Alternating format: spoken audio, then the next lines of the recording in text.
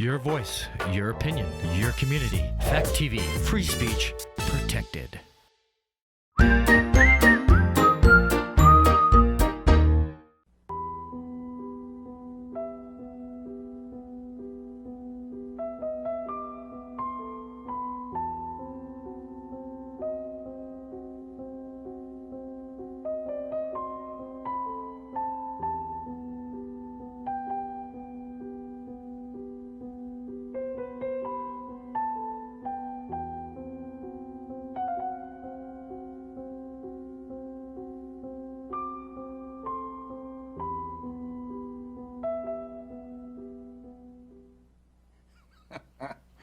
Good evening and welcome to another edition of What Do You Think? Another live edition. We are live, which means that when you see the numbers at the bottom of the screen, you may call in if you'd like to participate. Oliver is back from Philadelphia. I went down to fetch him and Carla, what was it? Saturday or Sunday, Saturday and Sunday. Didn't stay very long. And as I said, this is a live program. Today is Thursday, February 10th. Oliver, sit. All right, very good. And as you can see, if you looked at the preview, I wanted to talk about, the topic is the air that we breathe, and the difference between what is called a chemtrail, which many people have heard of, and a contrail, which is what we've had ever since we've had jets flying in the sky since the late 40s. So, but before we get to that, I wanted to share something I've started reading. This was a recommendation from a friend, Fred, who actually has called into the program a number of times. And he recommended, since he knows that I enjoy politics and biographies about different leaders, he recommended this book called Politics and Pasta by Vincent Ciani, otherwise known as Buddy Cianci. This book was written about 2002, 2003. And Buddy Cianci was the sixth-term mayor of Providence, Rhode Island. Providence is the capital of Rhode Island. The state capital is downtown, the nice, beautiful dome that you can see from I-95. And probably about 140,000 people living there now. He became mayor in the 70s when the city was kind of in the doldrums.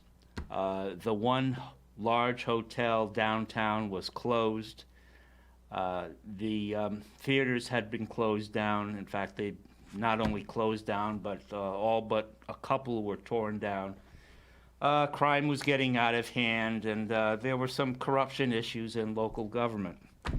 So he ran as a Republican in a Democratic city, Democratic state. And because he ran as kind of an outsider, he was also a state prosecutor, and he prosecuted a couple of high-profile mob-related or organized crime-related cases, very similar to Rudy Giuliani, who was a federal prosecutor, Oliver, in New York City, served in Manhattan, and later Rudy Giuliani ran for and successfully was mayor for 2 terms. So I wanted to read one excerpt from his autobiography. And the book I would recommend, it's about almost 300 pages, and it's anecdotes or short stories on his experiences growing up briefly in Providence, and the time that he served. His 6 terms were broken up 3 and 3 around a prison term that he served. I believe he served 5 years in prison, not for corruption, but for hitting or attacking his wife's lover with a log drawn from the fireplace. For that, he got 5 years in prison. And he bounced back. He had done such a good job, was so popular and instrumental in bringing back Providence's rebirth, that people elected him for another 3 terms. So he served 6 terms. I wanted to give you an idea of his character because I think he is a very unique individual. He has since passed away. I heard him on WPRO during his afternoon program while I was working in a shop. And so I have an idea already, but I wanted to just read one page of a standoff between a gunman and the Providence police. And this happened in the late 70s. Are you ready? You want to hear this? You have to sit down, though, okay?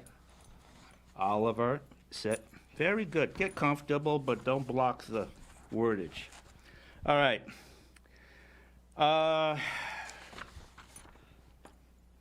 An armed man was holed up by himself on the 3rd floor. He didn't have any hostages, but he was threatening to shoot anybody who came in the room. Basically, this guy had hit the lottery, but had blown all his money on a girl, and now she wouldn't talk to him.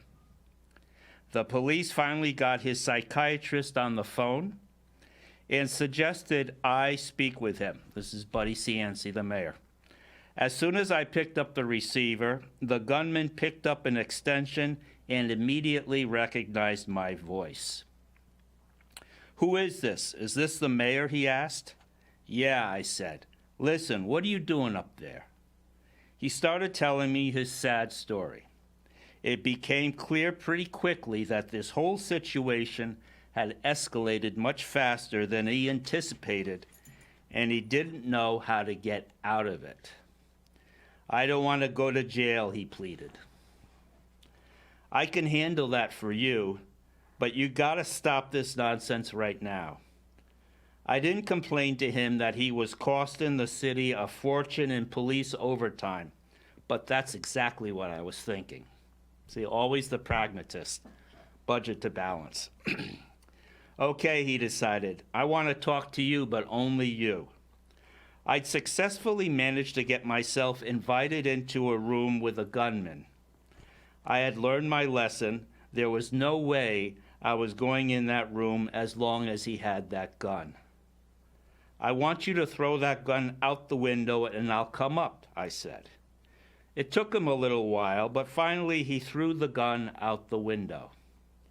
I knew I had to go upstairs. The head of our hostage rescue unit didn't want me to go in. "I can't let you go up there, Mayor. We're trained in this." Let me ask you this then. If you're trained in this, how come he's still up there? It was a very narrow staircase. As I walked up, I remember thinking, this is really stupid. The door opened and I walked inside. He came over to me and hugged me. For a moment, I felt relieved. And then I looked in the mirror and I could see he was holding a knife. "All right, I'm here," I said. "What's the problem?" He'd fallen on his job and received a big settlement and spent it all on his girlfriend, and then she dumped him. Finally, he lost his temper. Now the house was surrounded by police on overtime, and he was terrified that he was going to be arrested. I convinced him that we would take him to the hospital, but he refused to come down as long as the cops were surrounding the house. "You have to get them to go away," he said. That's right, that's what he said. All right, sit down. The story's not quite over. Sit. Very good. That's page fine. We already read that page. That was something we could agree on. "They'll be gone in 2 minutes," I said. I got the commander on the phone. Get rid of all the cops, I said. Are you crazy? Get rid of them all. We had a beer together and stood by the window watching the cops leave. I don't know who was happier, him or me. All right, I said, when they had cleared the area. Now we're going to the hospital. The colonel, who in Providence is the police chief, the colonel and I took him to the hospital for observation.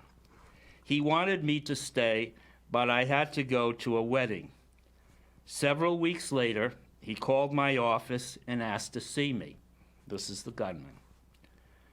We set an appointment and he came in. Although I made sure security was there and that the door to my office remained open. He had come in to thank me, he said, and he wanted to make a $5,000 donation to my campaign.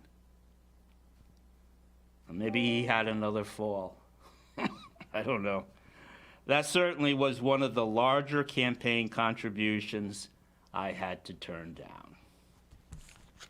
And that's it. An episode from the life of Buddy Cianci, a day in the page of the book on Providence, Rhode Island. So I hope you enjoyed that. Gives you an idea of the character, the stamina, the bravery of this man. And he had a temper, and he wasn't afraid to delegate and make his view known. I often wish that for all his warts and wrinkles, we had him back tenfold running different cities in our country today. Anyway, I wanted to briefly mention this article from what I call the Major Distraction Department. And I'm talking about the news that has been circulating on mainstream media about this confrontation between the United States through NATO, or the North Atlantic Treaty Organization. The United States, since World War II, has had troops or has been involved in the security or the protection of Western Europe from aggression, let's say, or an attack from the Soviet Union. Now it's Russia. The Soviet Union, as you may remember, was broken up 1990-91, and then after a rough period whereby the country was run by a sort of Russian mafia, it is now run democratically, democratic election by Vladimir Putin, who was a one-time KGB agent in charge of Dresden area of East Germany in the 80s into the 90s. He was in charge of Soviet interests in intelligence interests in Dresden when the wall fell. So, interesting. So anyway, we have a situation where Russia has been sending Russian troops to its border with the Ukraine, and we, or NATO, the United States and other countries, Canada, I believe, Germany, have been sending troops to Poland, and we are, I don't believe we're in Ukraine yet, but we're ready to go into the Ukraine to defend it against any attack from Russia. There's a young man from San Francisco, who has chosen to make his home in Kiev. He's rather well off, and he's made some good real estate investments. And he's invested in Kiev, which is the capital of Ukraine. And his name is Johnny F.D., as in fire department. Johnny, Johnnny, space F, capital F, and capital D, as in fire department. And he's got a YouTube channel, and it's very interesting because he addressed this issue. People were leaving him comments. Why did you He went to, from Kiev, he flew to San Francisco to visit his parents, and he left San Francisco after about a week or 10 days, and he's back in Kiev. And they said, why are you back in Kiev? Don't you know that Russia is going to invade? And he says, well, it's not going to happen. The press or the media has been misleading. We have people in the U.S. government who would like to have a war or a skirmish, a conflict with Russia. And this has been going on for the last, I'd say, 20 years. So he brought up a very good point, and I agree. The solution is really just to have Ukraine remain neutral, like a Switzerland. There are no Russian arms in Ukraine, Russian presence in Ukraine. There is no NATO presence or arms in Ukraine. So the Ukraine would be a buffer zone between, let's say, Russia and Poland. It's in between. And I think that's what's going to be the eventual solution. At least that's the one that makes sense to Johnny F.D. and makes sense to Bill Morse. I am very leery of politicians sending our troops overseas. I still have not understood why there was not more outrage over the last 20 years of U.S. involvement in Afghanistan.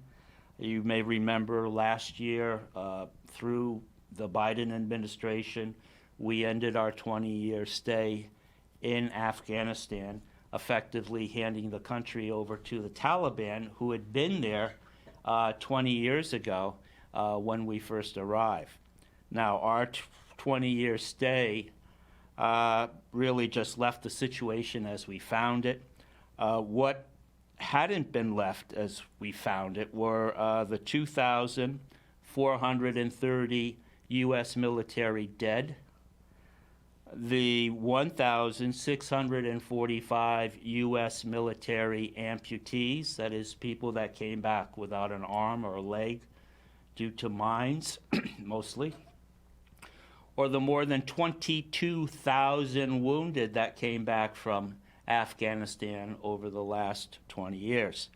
So I am very skeptical personally, and I cite this as an example, of using our military for foreign policy maneuvers when the people making the decisions are thousands of miles away in an office and have no one in their family even serving in the military, themselves not having served in the military. So I think it's very easy for someone who has never served, who has spent minimal time with our troops, to send them into harm's way to in what is essentially a pissing contest between the United States and Russia. And I just think it's we need to pause and reflect on this before we get spun around in this hype that is spewing out of the mouths of our news commentators. So anyway, don't have to take it from me. You can take it from someone who's actually living there, Johnny F.D., his YouTube channel, and he posts something every couple of days, and you might find it interesting. Kiev was badly damaged during the war, and it was largely German POWs that rebuilt the city after the war. So anyway, interesting. I hope that calmer minds prevail, and that the people who are itching for a fight, who never get blood on their hands, so I hope they are either removed from a position of power or have an epiphany in the middle of the night. Okay, so on to the main subject. Are you ready for the main subject? You're probably hungry. You're ready for food. All right, the air we breathe. Now, I really didn't start paying attention to what jet streams in the sky until about a year ago. Oliver was there, and three of us were at Hampton Beach, And we noticed that there were jet streams, I'm going to call them because that's what I would have called them 5 years ago, jet streams crisscrossing the sky from east to west and from north to south, forming a type of almost checkerboard pattern. And these jet streams were relatively high, but I noticed that they didn't dissipate. They seemed to just be falling and actually getting wider as they fell, to the point where more and more sunlight was being blocked out. Now, I've seen this a number of times, not recently, but whenever we're out and the weather's nice, there's a possibility of seeing these things if, you're in an open area like a beach, like Hampton Beach. So I started looking into these jet streams, and I did a little research. What's good is once you get beyond just confining your searches to Google and Wikipedia, you start looking at other sources of information online. It takes time, just as if you were going to a library and looking through books and magazines, but it's really worth it. If you use a platform like DuckDuckGo, that does not have the same high level of censorship as Google or Wikipedia. And I came across a report that was released by the government. The report is dated November 1966. I was 10 years old. How old were you, Oliver? Oh, you were just born. That's right. And the title of this report, I read it all. It's probably about 50 pages. I just brought in the cover sheet. And it says, a recommended national program in weather modification. A report to the Interdepartmental Committee for Atmospheric Sciences. And this was written by Homer Newell, who is the Associate Administrator for Space Science and Application. NASA, National Aeronautics and Space Administration in Washington, D.C. Now, 1966, we had sent Alan Shepard, I guess up in Friendship 7, or was it John Glenn? So we'd already, by 1966, we had men actually in space, technically in space, orbiting around the Earth. And so anyway, this report was prepared for the Federal Council for Science and Technology, Executive Office of the President. So this was ordered through the administration of Lyndon Baines Johnson, or LBJ. And the purpose of this was, it was first of all an acknowledgement of 20 years of testing and research that had begun shortly after the end of World War II, in which they were looking at ways to seed clouds so that they would produce rainfall for crops, for agriculture. And how if there was a drought, you would produce clouds would appear, and you would have rainwater. Or looking at ways to mitigate lightning or thunder strikes, hurricanes, mitigate or lessen the impact of hurricanes. And so the idea was to lower the number of airborne natural disasters, okay? And this way avoid crop failure due to severe weather, flooding due to severe weather, or drought due again to severe weather. So they started putting chemicals in the air. They started seeding clouds so that they would produce more condensation, and the condensation would fall to the ground as rain. Without having to go into science fiction, you can see pretty much where this would eventually go. This is 1966. We are in 2022. So we've had 40, 30, let's try that again, 30, 50 years to work on changing the weather. And I think you'll be happy to learn that we have had some success. And we call this success geoengineering. And when you modify the characteristics of the Earth, in this case also the atmosphere around the Earth, so that you can produce a desired result. Now, there two things have happened. We have taken what are called contrails or jet streams, and these contrails are called contrails from the word condensation or water vapor that comes out of the exhaust of a jet engine, and it's wet. So it's called condensation trail or a contrail. And these generally, if you see them, if you remember them growing up from a jet, a commercial airliner going overhead at a high altitude, they dissipate in a short period of time. I'd say maybe 20 seconds later, they're gone.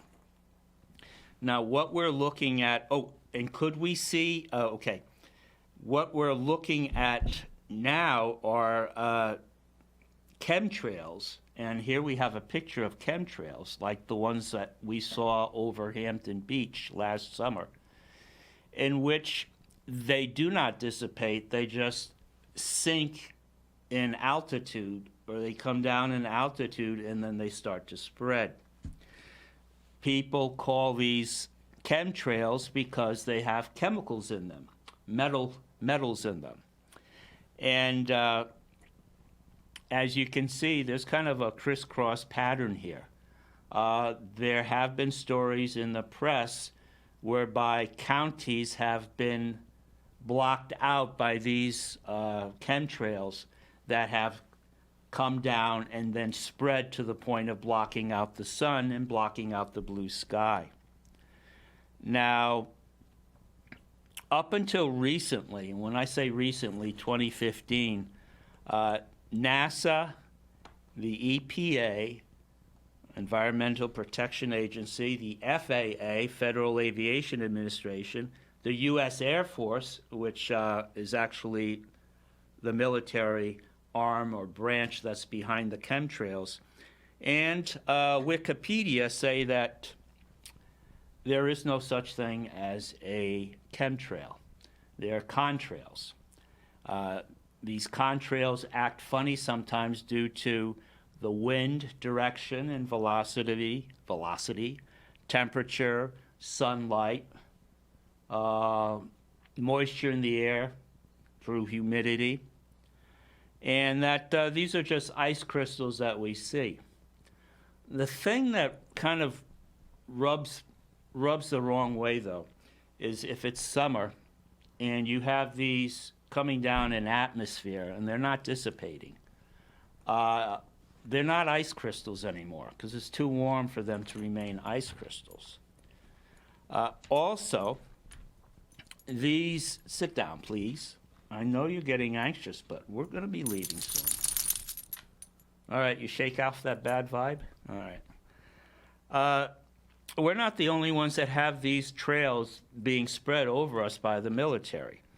Western Europe also has been experiencing chemtrails, Japan and Korea. But interestingly enough, guess which large country has not had any chemtrails over it?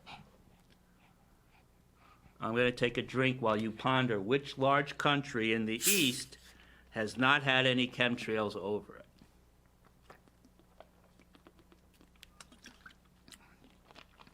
Oliver?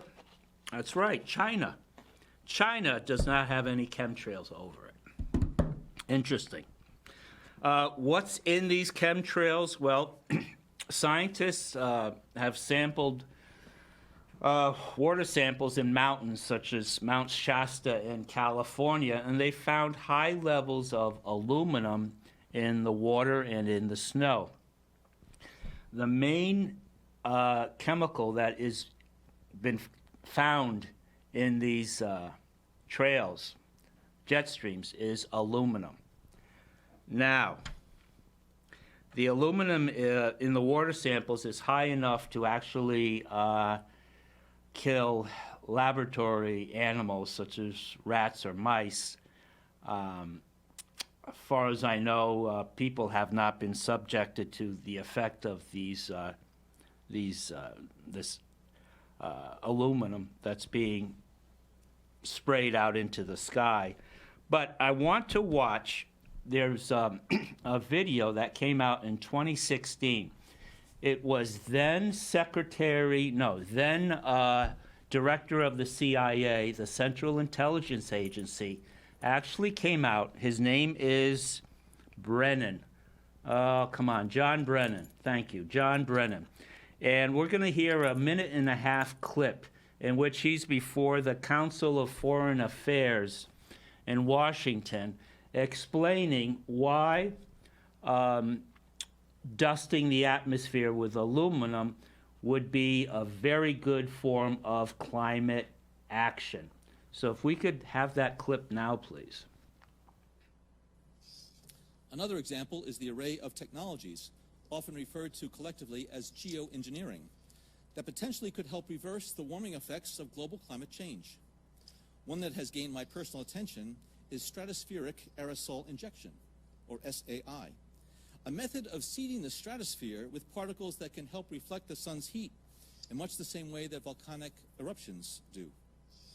An SAI program could limit global temperature increases, reducing some risks associated with higher temperatures and providing the world economy additional time to transition from fossil fuels. This process is also relatively inexpensive. The National Research Council estimates that a fully deployed SAI program would cost about $10 billion yearly. As promising as it may be, moving forward on SAI would also raise a number of challenges for our government and for the international community. On the technical side, greenhouse gas emission reductions would still have to accompany SAI to address other climate change effects, such as ocean acidification, because SAI alone would not remove greenhouse gases from the atmosphere. On the geopolitical side, the technology's potential to alter weather patterns and benefit certain regions of the world at the expense of other regions could trigger sharp opposition by some nations. Others might seize on SAI's benefits and back away from their commitment to carbon dioxide reductions. And as with other breakthrough technologies, global norms and standards are lacking to guide the deployment and implementation of SAI and other geoengineering initiatives. Now, I could go on and on and on and on about the things that fascinate me, but rather than talk about them, I thought I'd stop here.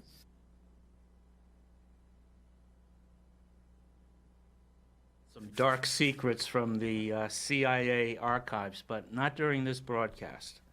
All right, so that was John Brennan, former head of the CIA during the Obama administration in 2016. And I believe this is the first time a government official has talked about chemtrails without naming them. He doesn't call them chemtrails. He calls the process stratospheric aerosol injection. In other words, you have planes up there, and they're spraying a chemical concoction with a high level of aluminum. I believe aluminum makes up 17% of the concoction that they are spraying in the atmosphere, in the stratosphere. And Bill Gates also has defended the use of this chemical shield as a way of reflecting, because you have aluminum in the sky, reflecting sunlight back out towards space. The only thing is that aluminum comes down to Earth, and guess who's breathing it? We are breathing aluminum. Now, there have been non-governmental studies that show that the aluminum in the atmosphere has led to people having sleep loss, people having nervousness, mild form of mental illness in some cases.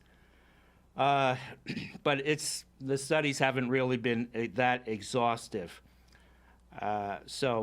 But I wouldn't be surprised that it would affect a human person's or an animal's nervous system, breathing in aluminum. But the point that he makes, that this will buy us time, I believe in another interview he says the use of this chemical aerosol shield over our country will give us about 20 years to deal with reducing the carbon footprint. And I thought, I read through the comments underneath, because sometimes you learn more from the comments than you do the actual speaker in the video. And somebody brought back the fact that if you are limiting the sunlight coming down to Earth, you are also limiting the photosynthesis of plants. All right? What does this photosynthesis of plants do? It lowers the CO2 levels on Earth. So, you are cutting off a source of photosynthesis by reflecting the sunlight back into space. And you are actually producing more. It's like kind of killing the planet's immune system by lessening its ability to, in the immune system, defend off a disease or to take care of carbon dioxide. So the people, it's interesting, we have this goal of 2030 reducing CO2 30-40%.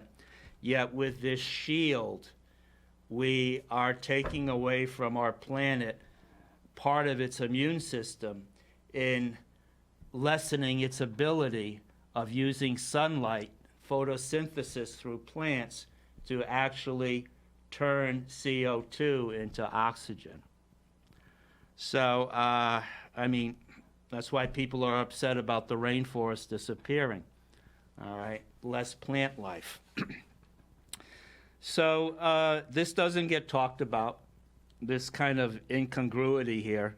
So I'm mentioning it here. It's food for thought. And I'm going to leave it there with you at that. Ponder. I mean, it's a simple science lesson as far as the photosynthesis and reducing CO2, how our planet does that naturally using sunlight. We cut off the sunlight, we cut off the Earth's capacity to reduce CO2 on its own. So anyway, what is the real purpose of this, if this is bogus, this reasoning? Well, I'll let you think about that. Why would we be spraying aluminum? This is climate action. What kind of climate action are we paying $10 billion a year for? And this is coming from a man whose agency has a undisclosed budget. I don't know. Democracy needs reliable news, and we do not have it. That's why I recommend don't believe what I've said over the last 20 minutes. Look it up for yourself, and then come to your own conclusion. But at least look it up and don't take from face value what the director of the CIA, John Brennan, has to say, or Bill Gates, what he has to say. So anyway, we will follow up next week with, we're going to go from the air we breathe to the food we eat. And I think it's going to be interesting when we look at some of the products, food products we eat, especially processed foods, and their effect on our health and what we're not being, what we're not realizing when we ingest certain foods that have been biologically altered or genetically altered. Thank you. Genetically altered foods. So we'll talk about that. Monday is Valentine's Day, so please remember to give a pleasant surprise to someone you love. Valentine's Day is Monday. And I want to wish everybody a good weekend. From Oliver and I, God bless and take care.